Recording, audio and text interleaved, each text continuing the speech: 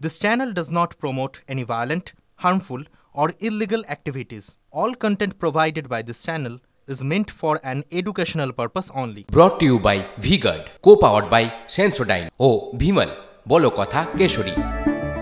Associate sponsor Ultratech Cement। Vote মিটে গিয়েছে, ভোটের ফলাফল এসে গিয়েছে, মন্ত্রিত্বও গঠিত হয়ে গিয়েছে, কিন্তু ভোট পরবর্তী হিংসা থামছে না। দিনহাটায় ভোটের পর হিংসার ছবি দেখতে পাওয়া গেল। তৃণমূল কর্মীকে লক্ষ্য করে হামলা, যুবককে লক্ষ্য করে গুলি চালানোর অভিযোগ, বিজেপির বিরুদ্ধে গুলি চালানোর অভিযোগ, যুবকের পায়ে গুলি লাগে, তিনি হাসপাতালে ভর্তি। দিনহাটাকে দীর্ঘদিন ধরেই অশান্ত করে তুলছে বিজেপির দুষ্কৃতীরা।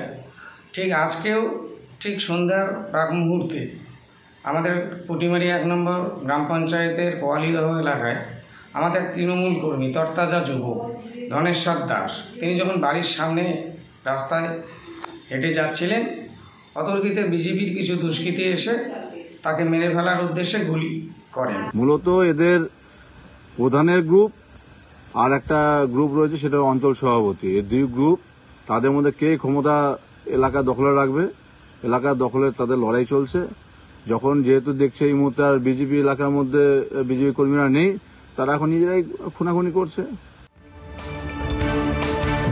ভোট মিটলেও অশান্তির শেষ নেই, এমন ছবি বেশ কিছু জায়গা থেকেই দেখতে পাওয়া যাচ্ছে। যেমন দক্ষিণ 24 পরগনার কাকদ্বীপ, সেখানে ভোট পরবর্তী হিংসা অব্যাহত। স্কুল শিক্ষক তথা বিজেপি কর্মীর বাড়িতে হামলার অভিযোগ উঠছে, বাঁশ লাঠি দিয়ে ভাঙচুর চালানো হয় সেখানে। তৃণমূলের বিজয় মিছিল থেকে হামলা চালানো হয় বলে অভিযোগ, বিজেপি কর্মীকে খুনের হুমকি দেওয়া হয় বলেও অভিযোগ ওঠে।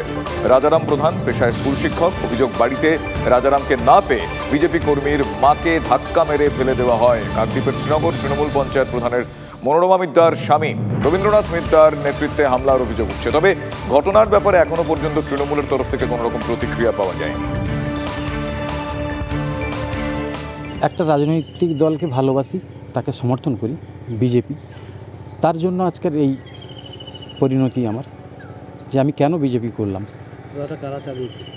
চালিয়েছে এই শ্রীনগর গ্রাম পঞ্চায়েতের প্রধান সাহেবা, তার স্বামীর নেতৃত্বে, রবীন্দ্রনাথ মিদ্দার নেতৃত্বে আজ এই ঘটনা। একটার পর একটা সেই ছবি, দিকে দিকে ভোট পরবর্তী হিংসা, অশান্তি, সন্ত্রাসের খবর আসছে। কোচবিহারের তুফানগঞ্জের কথা এবার আপনাদের বলবো, সেখানে বোমা উদ্ধার হয়েছে। বিজেপি সংখ্যালঘু মোর্চার মণ্ডল সদস্যের বাড়ির সামনে বোমা উদ্ধার হয়।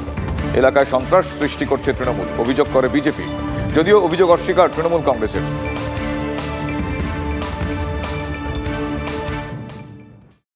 আমাদের মনে হচ্ছে যে না, আমাদের যেহেতু আজকে ভারতীয় জনতা পার্টির একটা প্রোগ্রাম আছে, এটা আতঙ্কিত করার জন্য বা ভারতীয় জনতা পার্টির যেহেতু একজনই সংখ্যালঘু কর্মী এখানে আছে, ওনাকে হেনস্থা করার জন্য বা ক্ষতিগ্রস্ত করার জন্য এটা টিএমসির একটা চক্রান্ত।